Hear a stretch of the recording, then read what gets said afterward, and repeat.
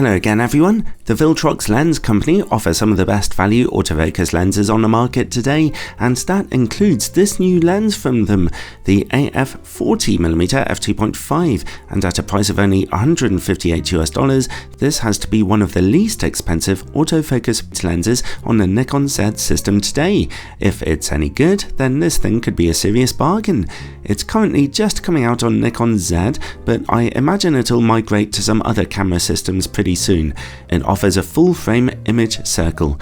I'd like to thank Viltrox very much for sending me a copy of this lens for evaluation, although as usual this is a totally independent review.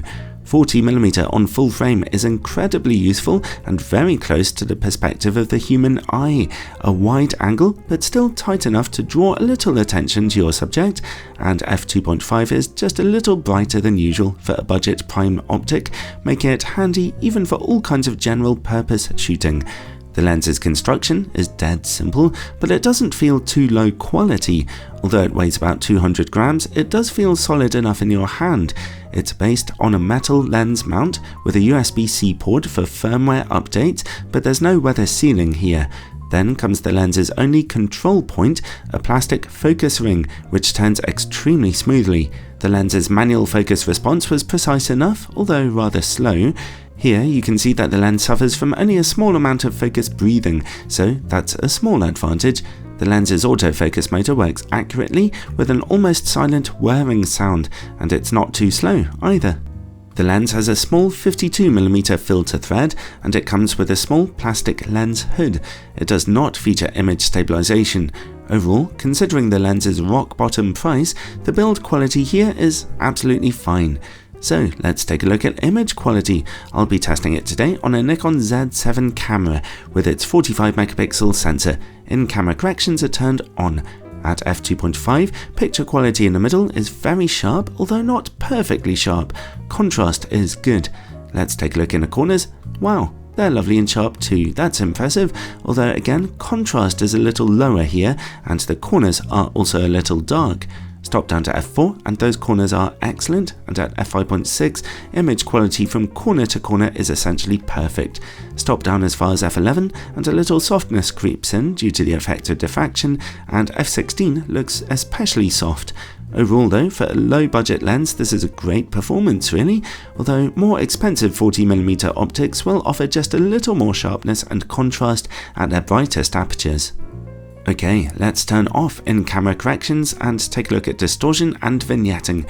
The lens projects just a negligible amount of barrel distortion here, and also vignetting, even at f2.5, isn't as bad as I was expecting, although it's obviously there. At f2.8 and f4 those corners brighten up quite quickly. The lens's minimum focus distance is average for a 40mm optic. You can get decently close to your subject here. At f2.5, close-up image quality is poor, looking really quite soft. Stop down to f4 and things sharpen up quite a lot, and at f5.6, contrast sees a small improvement too. Let's see how the lens works against bright light, and it's not such a great performance here either, as a fair bit of flaring and glaring is visible now, even when the light source is just to the side of the frame, so that's a bit of a fly in the ointment. While we're working in the dark, let's take a look for coma and sun stars. At f2.5, in the corners, bright lights show a bit of purple fringing and smearing. Stop down to f4 though, and it quickly goes away. Let's move the camera a bit and look for sun stars. At f5.6 they begin to appear. At f8 they become noticeably strong. At f11 and f16 they're lovely and clear and big. Next, let's take a look at the quality of this lens's bokeh. It's a really mixed bag here. Out of focus backgrounds, particularly in transitional zones, can look just a bit busy, and very bright specular highlights have a bit of an outlining or bubble bokeh effect.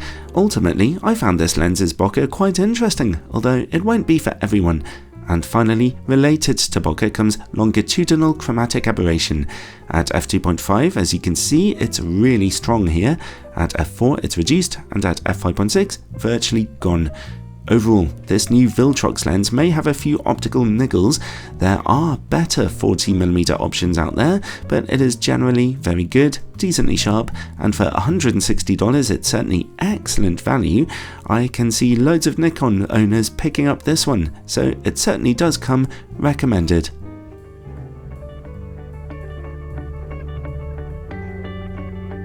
Thanks for watching everyone, and a special thanks to all my supporters over on Patreon. They make a big difference to me keeping this channel going, and I also like making all kinds of exclusive bonus content for them, including special videos and early access.